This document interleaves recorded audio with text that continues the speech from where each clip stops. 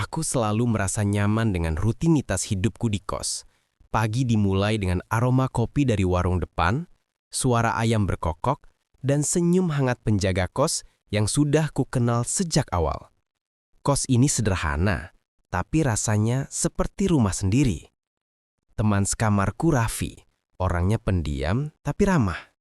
Kami sering ngobrol soal kuliah, tugas, atau film horor yang baru saja tayang.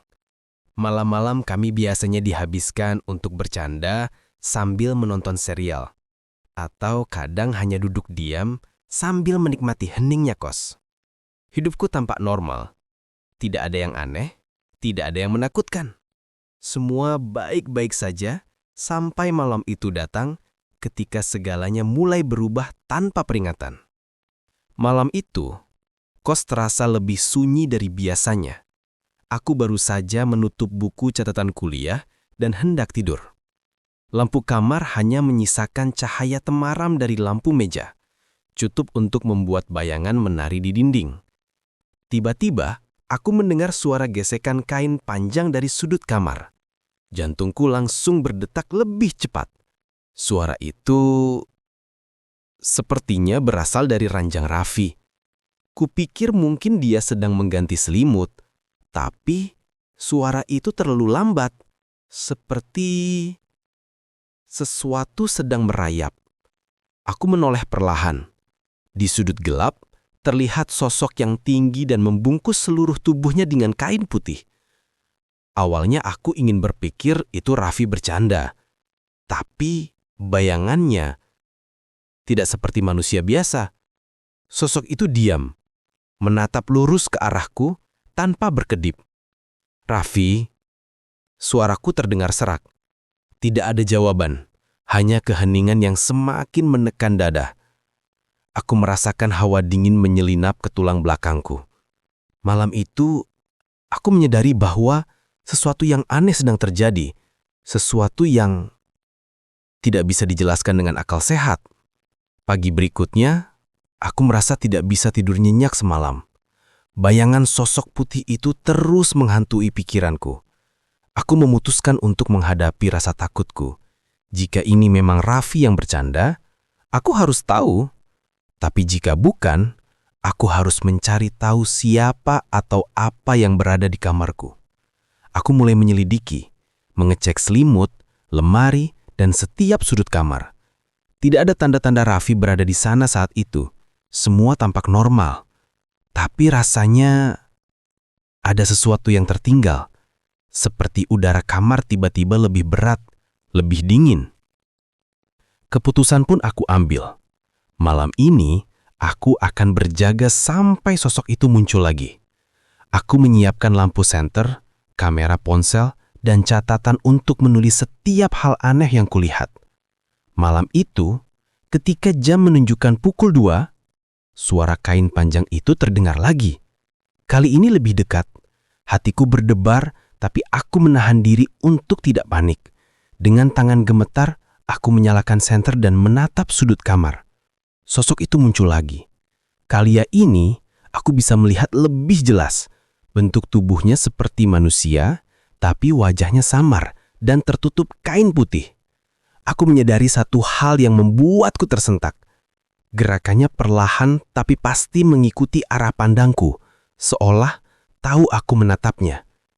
Aku tahu satu hal pasti, aku harus menemukan cara untuk memahami sosok ini sebelum rasa takutku berubah menjadi ketakutan yang tidak terkendali. Tujuanku jelas sekarang, aku harus tahu siapa atau apa teman sekamarku sebenarnya. Seminggu mencoba menghadapi sosok itu sendiri terasa seperti neraka bagi pikiranku.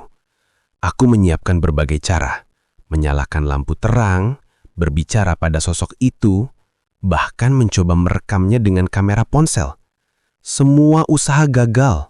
Sosok itu tetap muncul, diam, dan selalu menatapku dengan sesuatu yang sulit dijelaskan. Rasa takutku sudah mencapai puncak. Aku tidak bisa tidur, tidak bisa berkonsentrasi, bahkan saat makan pun pikiranku selalu tertuju pada bayangan putih itu. Aku mulai berpikir, apa aku harus meninggalkan kos ini? Tapi ada satu hal yang membuatku ragu. Raffi, teman sekamarku itu selalu ada di sini. Tapi sekarang aku tidak tahu apakah dia masih manusia atau sudah berubah menjadi sosok itu. Satu pilihan terakhir muncul di benakku. Aku harus menghadapi sosok itu secara langsung, mencari tahu siapa dia sebenarnya, walau resikonya membuatku tidak bisa tidur malam itu, bahkan mungkin menakut-nakuti seluruh hidupku. Hatiku berdebar, nafasku cepat, tapi aku tahu tidak ada jalan lain. Jika aku tidak menghadapi ini sekarang, rasa takut ini akan menguasai hidupku selamanya. Aku menarik nafas panjang, menyalakan lampu meja dan menatap lurus ke arah sudut kamar. Sosok itu muncul lagi. Kali ini, aku tidak akan lari. Aku harus tahu siapa sebenarnya teman sekamarku. Aku menatap sosok putih itu. Jantungku berdetak kencang, tapi aku tidak mundur. Raffi, apakah itu kamu? Tanyaku dengan suara bergetar. Sosok itu berhenti sejenak, kemudian perlahan menurunkan kain yang menutupi wajahnya. Aku terkejut sekaligus lega. Ternyata itu memang Raffi. Wajahnya pucat. Matanya tampak letih dan berbeda dari biasanya. Dia tidak bicara, hanya menatapku dengan pandangan penuh kesedihan. Aku mendekat, hati-hati, tapi masih ada rasa takut. Raffi akhirnya bersuara. Suaranya lirih dan berat. Aku tidak tahu bagaimana ini terjadi. Aku tidak bisa bergerak seperti ini. Seperti terikat oleh sesuatu yang aneh. Aku menyadari bahwa ini bukan Raffi yang menakutkan, tapi dia yang membutuhkan bantuan. Malam itu aku duduk di sampingnya, memegang tangannya, dan berjanji akan mencari cara untuk menolongnya. Rasa takut yang selama ini menghantuiku berubah menjadi rasa empati dan tekad. Aku tahu, selama aku tetap tenang dan tidak panik, kami bisa melewati semuanya bersama. Untuk pertama kalinya sejak sosok itu muncul, aku bisa bernafas lega. Aku menyadari satu hal, kadang yang menakutkan bukan sosok itu sendiri, tapi ketidakpahaman kita terhadap apa yang terjadi. Sejak malam itu, hidupku di kos berubah.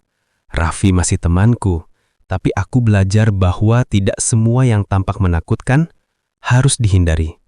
Kadang yang terlihat mengerikan hanyalah cara tubuh atau keadaan seseorang mengekspresikan sesuatu yang tidak bisa mereka kontrol. Aku juga belajar untuk menghadapi rasa takut, bukan lari darinya. Ketakutan bisa menjadi guru yang kuat jika kita bersedia melihatnya dengan tenang dan hati terbuka. Kini, setiap malam di kos, aku tidak lagi merasa cemas berlebihan. Suara-suara aneh masih ada, tapi aku tahu ada penjelasan di balik semuanya. Yang paling penting, aku memahami satu hal. Persahabatan dan keberanian kadang muncul dari tempat yang paling tidak terduga, bahkan dari sosok yang tampak menakutkan sekalipun.